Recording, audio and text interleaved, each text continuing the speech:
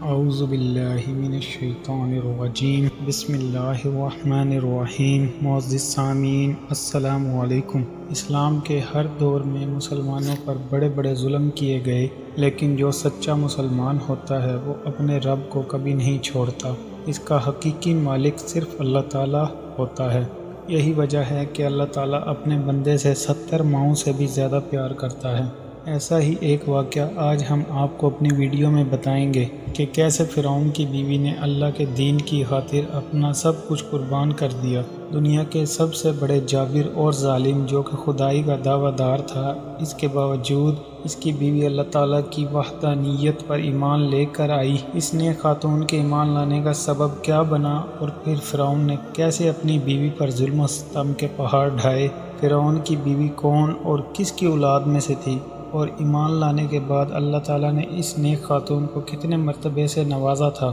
فرعون کی بیوی جن کا نام حضرت آسیہ تھا، یہ مصر کے بادشاہ ریان بن ولید کی اولاد میں سے تھی۔ ریان بن ولید وہی بادشاہ تھا جو حضرت یوسف علیہ السلام کے دور میں مصر کا بادشاہ تھا۔ یہ خوش نصیب بادشاہ حضرت یوسف علیہ السلام پر ایمان لے آیا تھا۔ فرعون کی بیوی حضرت آسیہ نہایت خوبصورت اور حسین عورت تھی، کیونکہ یہ خاتون بادشاہ کی اولاد میں سے تھی، اور اسی وجہ سے اس کے پاس مال و دولت کی کوئی کمی نہیں تھی۔ اسی وجہ سے خادم ہر وقت ان کے آگے پیچھے رہا کرتے تھے۔ یہ پاک دامن خاتون فرعون کو ناپسند کرتی تھی، کیونکہ فرعون اس وقت مصر کا بادشاہ تھا۔ اسی وجہ سے فرعون نے اس عورت کی خوبصورتی کو دیکھ کر زبردستی اس سے نکاح کر لیا تھا، جبکہ حضرت آسیہ اور ان کے والدین اس نکاح سے خوش نہیں تھے۔ انہوں نے حالات کی مجبوری کی وجہ سے حضرت آسیہ کا نکاح فرعون سے کر دیا تھا۔ فرعون کو مال و دولت کی کثرت اور طاقت کے نشے نے حد سے زیادہ ظالم اور بے لگام بنا دیا تھا۔ اس طرح اس ظالم نے بنو اسرائیل کے لاکھوں لوگوں کو اپنا غلام بنا رکھا ہوا تھا، اور ان پر طرح طرح کے ظلم کرتا تھا، کیونکہ اس بدبخت نے خدائی کا دعویٰ کر رکھا تھا، اس لیے تمام انسانوں کو اپنا غلام تصور کرتا تھا، اور ان معصوم لوگوں کے ساتھ جانوروں جیسا سلوک کرتا تھا۔ چنانچہ وقت یوں ہی تیزی سے گزرتا رہا۔ سال مہینوں میں، اور مہینے ہفتوں میں، اور ہفتے دنوں میں تبدیل ہو کر گزرتے چلے گئے، اور پھر وہ وقت بھی آ گیا کہ اللہ تعالیٰ کے پیارے نبی حضرت موسیٰ علیہ السلام اور حضرت ہارون علیہ السلام اس دنیا کے اندر تشریف لائے، اور مصر کی سرزمین لا الہ الا اللہ کی صداؤں سے گونج اٹھی۔ پھر اللہ تعالیٰ نے حضرت موسیٰ علیہ السلام اور حضرت ہارون علیہ السلام کو دین کی دعوت دینے کے لیے فرعون کی طرف اپنا پیغمبر بنا کر بھیجا۔ اللہ تعالیٰ کے ان پیغمبروں نے بنو اسرائیل کی قوم کو اللہ تعالیٰ کی وحدانیت کی طرف بلایا، اور لوگوں کو باطل معبودوں کی پوجا کرنے سے منع کیا۔ اللہ تعالیٰ نے فرعون کو طرح طرح کے معجزات دکھائے، لیکن پھر بھی یہ لوگ کفر اور سرکشی پر اڑے رہے،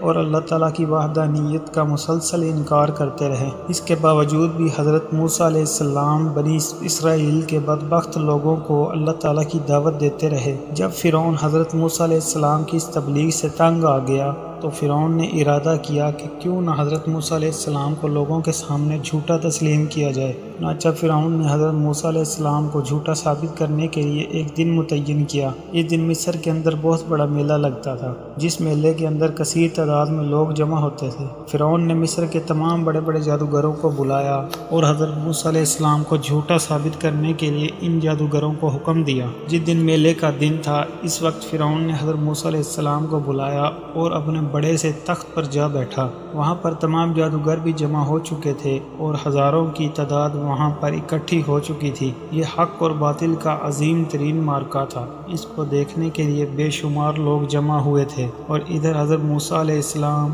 اور حضرت ہارون علیہ السلام تشریف لا چکے تھے، اور حضرت موسیٰ علیہ السلام کے چہرے پر جلال نظر آ رہا تھا۔ چنانچہ اس عظیم معرکے کا آغاز ہوا، اور جادوگروں نے فرعون کی عزت کی قسم کھا کر اپنی لاٹھیاں اور رسیاں پھینکنی شروع کر دی، اور وہ لاٹھیاں اور رسیاں ایک دم سے سانپ بن کر دوڑنے لگی۔ ان سانپوں کو دیکھ کر ایک دم مجمع میں خوف و ہراس پھیل گیا، اور تمام لوگ ادھر ادھر دوڑنے لگے۔ ادھر فرعون اور اس کے جادوگر اپنے نشے میں بدمست ہو کر تالیاں حرم بجاتے رہے اور اس منظر کو دیکھ کر خوش ہونے لگے۔ اور ادھر اللہ تعالیٰ نے اپنے پیارے پیغمبر حضرت موسیٰ علیہ السلام کو اپنا عصا پھینکنے کا حکم دیا، تو اس وقت حضرت موسیٰ علیہ السلام نے اللہ تعالیٰ کے حکم کی تکمیل کرتے ہوئے اپنے عصا مبارک کو ان سانپوں کے ہجوم میں ڈال دیا۔ چنانچہ دیکھتے ہی دیکھتے حضرت موسیٰ علیہ السلام کا وہ عصا ایک خوفناک اژدہا بن کر ان چھوٹے چھوٹے سانپوں کو نگلنے لگا، اور حق اور باطل میں یہ فرق دیکھ کر جادوگروں کا ایمان جاگ اٹھا، اور وہ تمام جادوگر اللہ تعالیٰ کی سچی ذات پر ایمان لے آئے۔ چنانچہ جب حضرت موسیٰ علیہ السلام کے اس اژدہا کے واقعے اور تمام جادوگروں کے ایمان لانے کی خبر حضرت آسیہ تک پہنچی، تو اس وقت حضرت آسیہ کے دل میں بھی فوراً ایمان کا نور چمک اٹھا،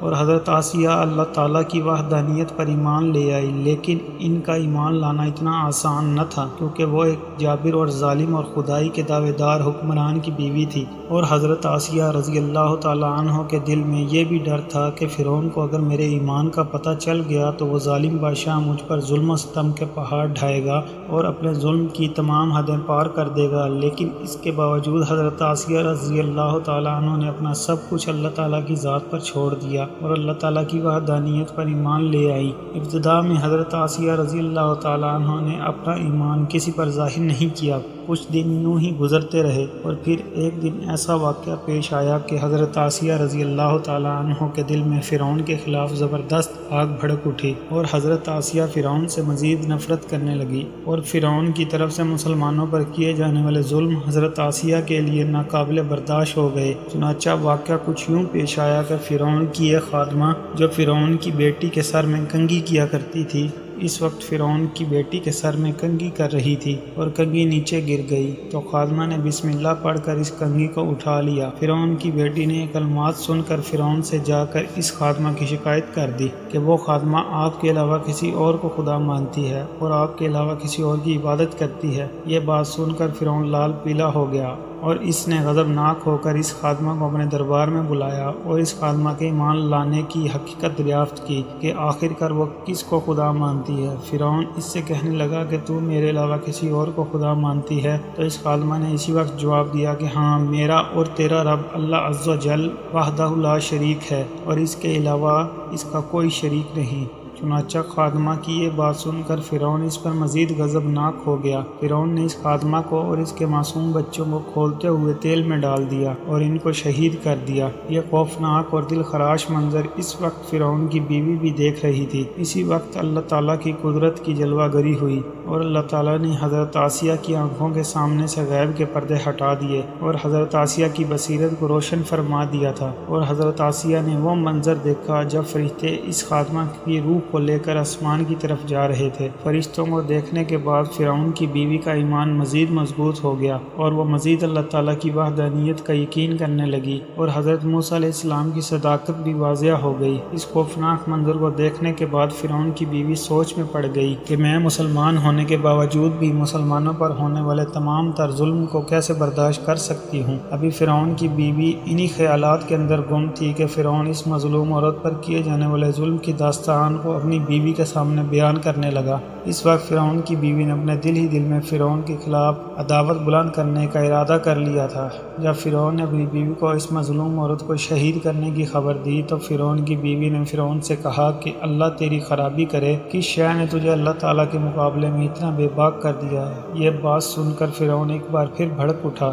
اور اپنی بیوی سے کہنے لگا کہ تجھے بھی اسی جنون نے آ لیا ہے کہ جس جنون کے اندر وہ خادمہ مبتلا تھی۔ چنانچہ اس بات کے جواب میں حضرت آسیہ رضی اللہ تعالیٰ عنہ نے فرمایا کہ مجھے تو کوئی جنون نہیں آیا، میں وحدہ لا شریک پر ایمان لا چکی ہوں جو میرا اور تیرا تمام جہانوں کا سچا رب ہے۔ اس طرح اس بہادر خاتون نے کھلم کھلا فرعون کے سامنے اپنے ایمان کا اظہار کیا۔ فرعون اپنی بیوی کی یہ بات سن کر حیران رہ گیا، اور فرعون شروع میں بغیر کسی ظلم و ستم کے اپنی بیوی کو سمجھانے کی کوشش کرنے لگا، اور فرعون نے اپنی بیوی کو ایمان سے دور کرنے کے لیے ان کے والدین کو بھی بلایا اور ان کو دھمکی دینے لگا کہ اگر تمہاری بیٹی نے حضرت موسیٰ علیہ السلام کے خدا کا انکار کیا تو ضرور یہ موت کا مزہ چکھے گی۔ چنانچہ حضرت آسیہ رضی اللہ تعالیٰ عنہ کے والدین نے تنہائی کے اندر حضرت آسیہ رضی اللہ تعالیٰ عنہ کو سمجھانے کی کوشش کی، لیکن حضرت آسیہ رضی اللہ تعالیٰ عنہ کا ایمان مضبوط ہو چکا تھا۔ اسی وجہ سے انہوں نے ان کی بات ماننے سے انکار کر دیا،